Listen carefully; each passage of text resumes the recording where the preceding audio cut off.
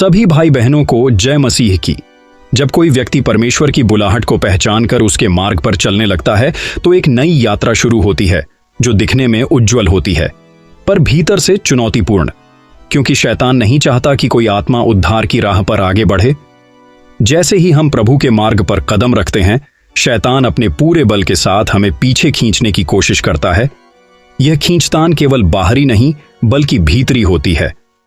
हमारी आत्मा और शरीर के बीच एक भीषण संग्राम शुरू हो जाता है। जैसे प्रेरित पौलुस ने लिखा, मैं जो भलाई चाहता हूं वह नहीं करता, पर जो बुराई नहीं चाहता वही कर बैठता हूं। रोमियो 7:29। यही तो सच्चाई है।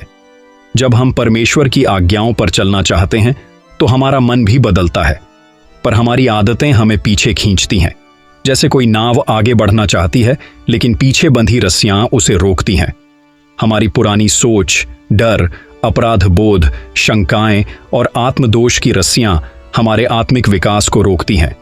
कई बार हम खुद को कहते सुनते हैं, क्या मैं इसके योग्य हूं? क्या वाकई परमेश्वर ने मुझे बुलाया है? ये सवाल हमारे अंदर विश्वास की जड़ों को हिलाते हैं। लेकिन प्रभु यीशु ने कहा, जो कोई मुझ में बना रहता है और मैं उसमें, वह बहुत फल लाता है। यूहन्ना 15:5। इसका अर्थ है कि हमें अपने बल से नहीं बल्कि मसीह में बने रहकर इस युद्ध को जीतना है। जब हम अकेले पड़ते हैं तो शैतान हमें झूठी आवाजों से भर देता है, तू फेल हो जाएगा, तेरे जैसे पापी को परमेश्वर कैसे इस्तेमाल करेगा। लेकिन याद रखो, दाऊद भी एक पापी था, पर उसने पश्चाताप किया और वह परमेश्वर के मन का पुरुष कहलाया। प्रेरितों के काम 13:22। जब तुम आत्मिक बुलाहट पर चलोगे तो लोग तुम्हें गलत समझेंगे। कुछ लोग तुम्हारी आलोचना करेंगे, तुम्हारे परिवार के लोग भी कभी कभी तुम्हारी निंदा करेंगे। लेकिन मत्ती 5:11 कहता है, धन्य हो तुम जब लोग मेरे कारण तुम्हारा अपमान करें और झूठ बोलें। इसलिए हर नकारात्मक आवाज को प्रभु के वचन से दबाना सीखो। जैसे प्रभु यीशु ने जंगल में शैतान को हर बार वचन से जवाब दिया। यह लिखा है मत्ती 4। इस आत्मिक संघर्ष में सबसे बड़ी लड़ाई हमारी सोच के क्षेत्र में होती है, जहां शैतान झूठ फैलाता है।